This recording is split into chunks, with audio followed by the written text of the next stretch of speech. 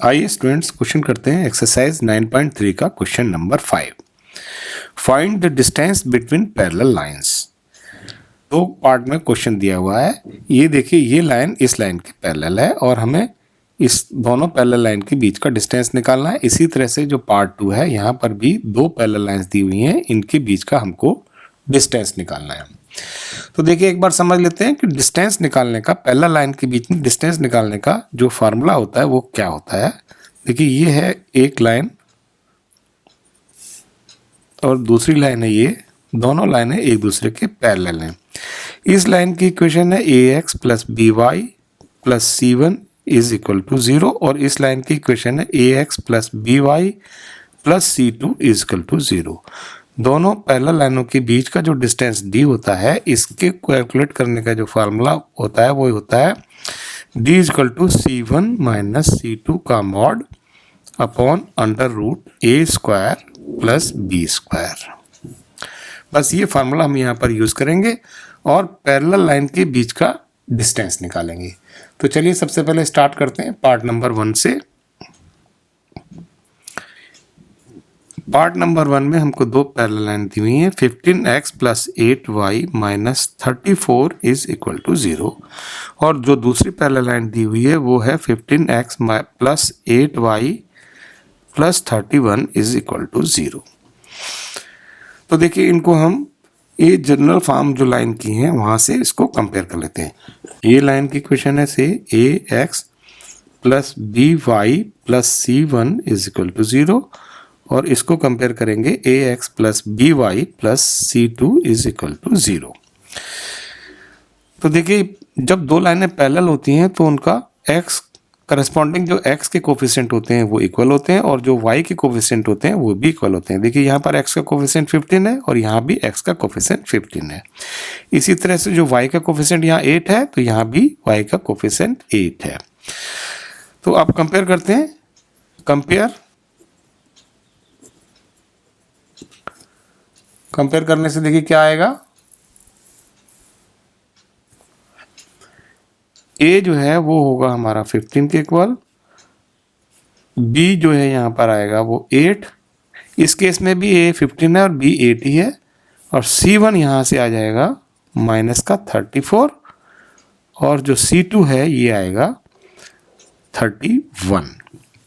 बस ये वैल्यू हमें डिस्टेंस फार्मूले में पुट करनी है और डिस्टेंस पैरेलल लाइन के बीच का निकालेंगे। डिस्टेंस निकालने का जो फार्मूला है वो है c1 माइनस सी टू का mod upon under root a square plus b square. तो यहाँ वैल्यू पुट कर देते हैं।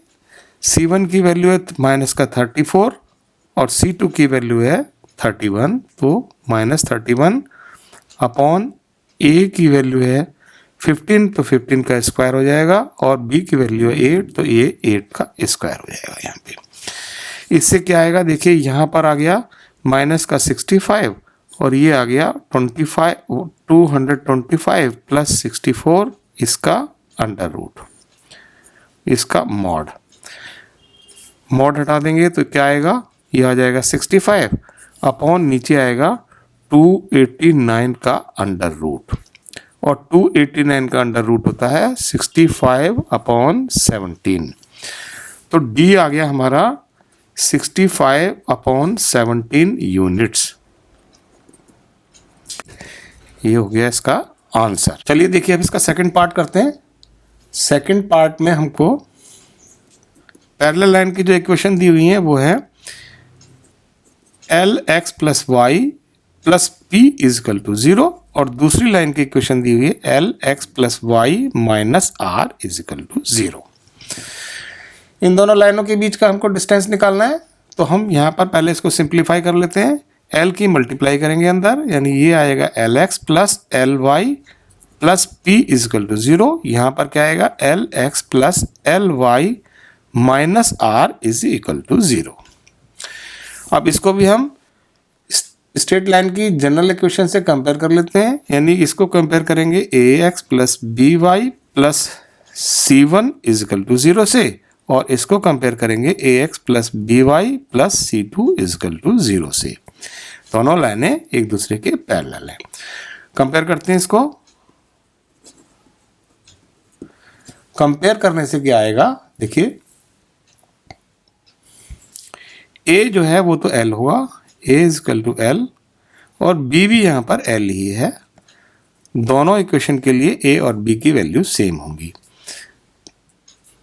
C1 यहाँ पर P है और C2 जो है वो है माइनस का R। ये ध्यान रखना है, इसको माइनस कर लेंगे क्योंकि यहाँ पर माइनस R दिया हुआ है।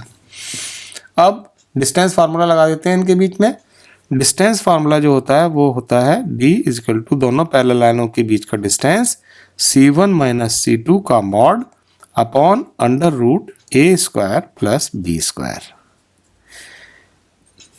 ये वैल्यू यहाँ पर पुट कर देते हैं तो क्या आएगा, C1 की जगह हम आ गया P माइनस, और ये है माइनस का R, इसका mod upon under root A जो है वो L है और B भी L है, तो L square plus L square.